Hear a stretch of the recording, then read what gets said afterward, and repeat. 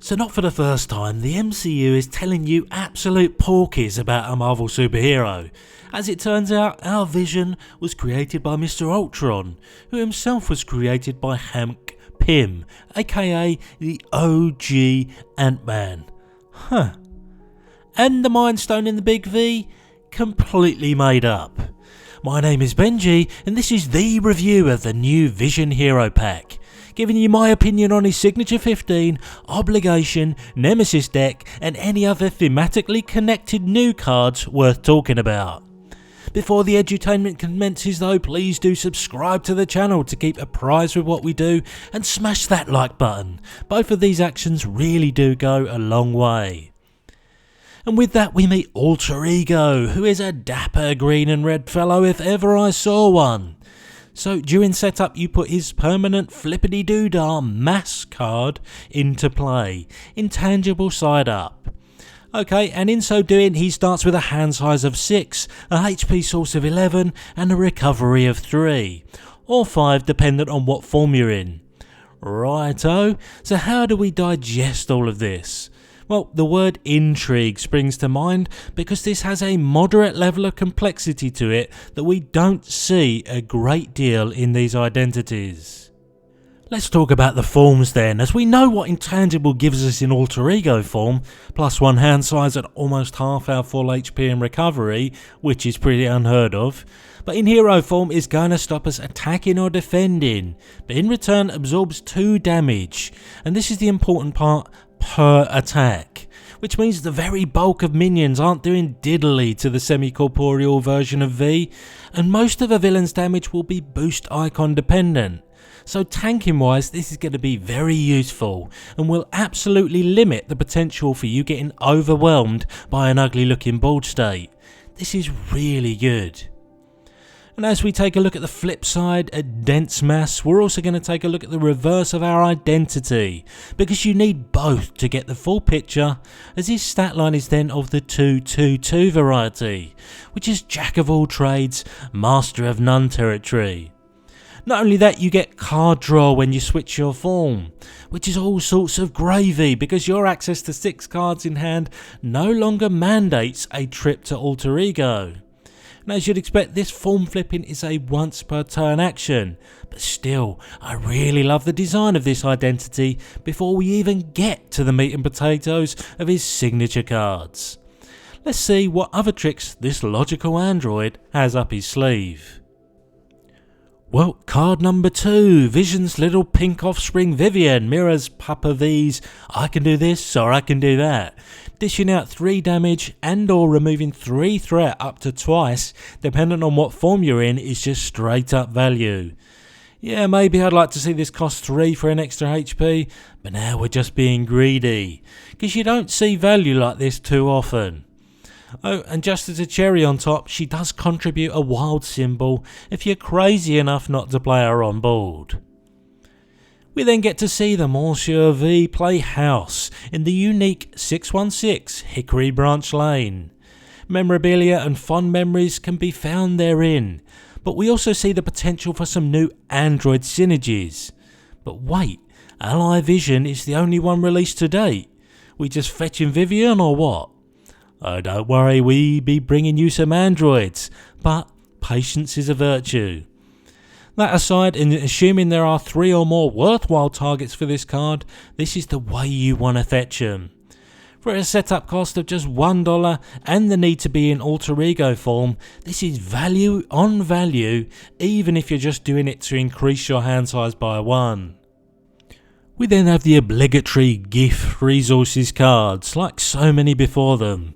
The go-to cost for a wild resource without restrictions is $2 and no change here. Not only that, they're all cards so far that bring in their A game, but the economy on this guy is pretty uber too.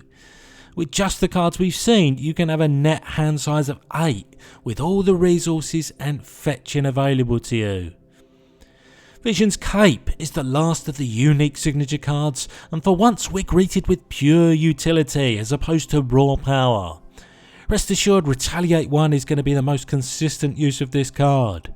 Get it out early game and that chip damage is really going to add up. The intangible benefit is pretty tasty too, but obviously a lot more situational. I mean, I'm not really sure how you can or want to plan too much for being confused or stunned, outside of tech requirements for certain scenarios. 2 copies of density control see one half of vision in the Marvel Universe and the other in the Upside Down. But mechanically speaking, this is recursion in a text box, but only for signature events. Crap, I've done this in the wrong order. Let's come back to this. The only 3 of in the deck is Solar Beam, aka Vision's Ultimate. 7 damage for 3 in Dense is good enough, pretty middle of the road, but nonetheless a lot of damage for the cost, and 5 threat for the same if you're Intangible gives this card's usefulness quotient a bump. And also begs the question, what extra value should be placed on multifunctional cards like this? We've seen each of these abilities individually on cards, but rarely, if at all, as a take your pick jobbo. Me likey a lot.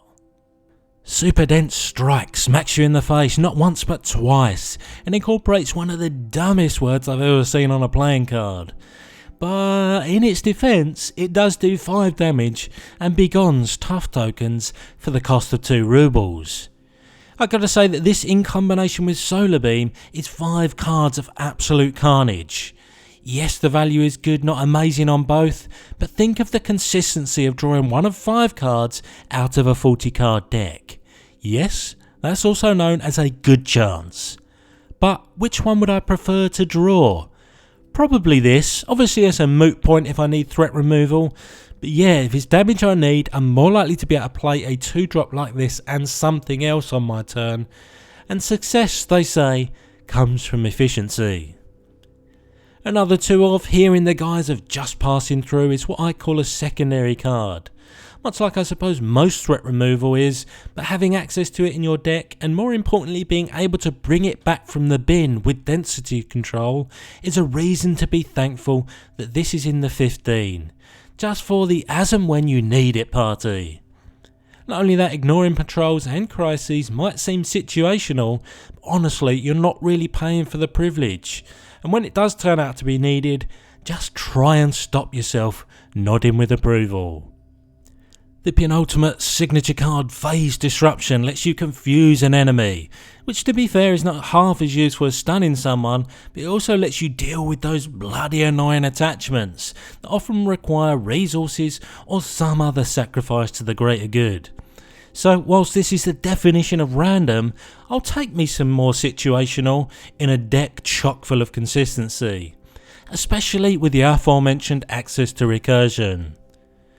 Which leaves us with Vision's nod of respect to the protection aspect. So for the cost of 1 squiddly, we cast Fog on 1 source of incoming damage. And here's the best part, we stun the heathen who deigned to try and knock our block off. Lol.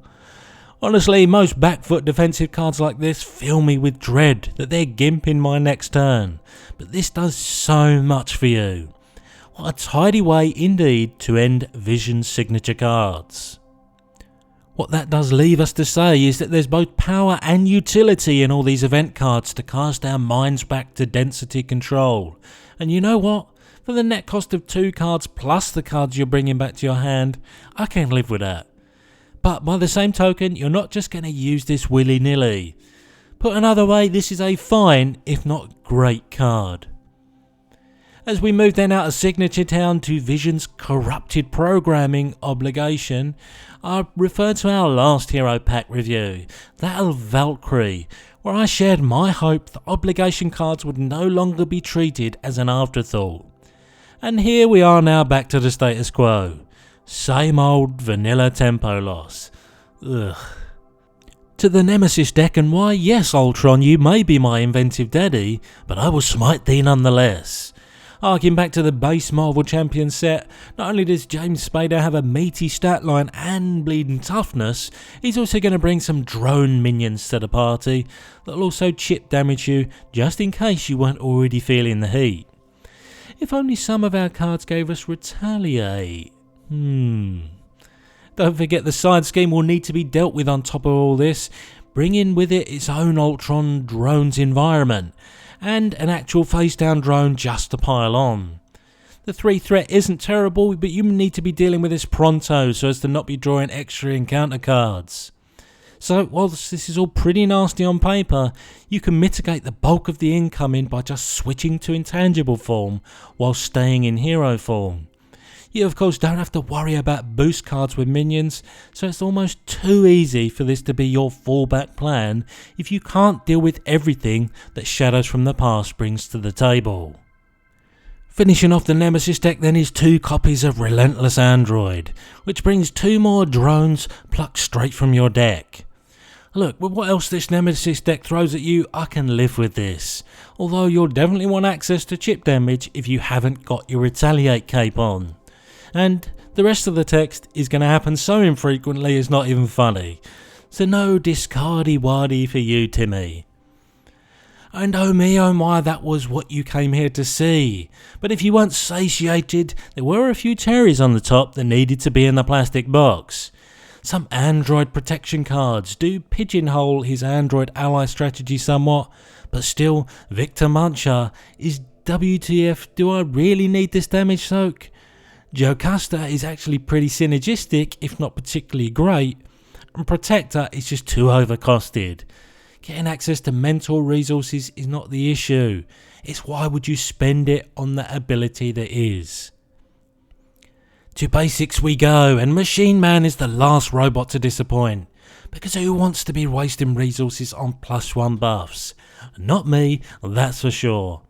And Reboot doesn't do enough to eke out any more value from the Android ally pool that's just graced your screens. But yeah, I suppose you can use it on Vision and not want to cry when you do. So whilst we ended on a bit of a meh, I'm really excited for the power level and admire the design of Vision a great deal. I think they've hit it out of the park with this hero pack, thematically and mechanically.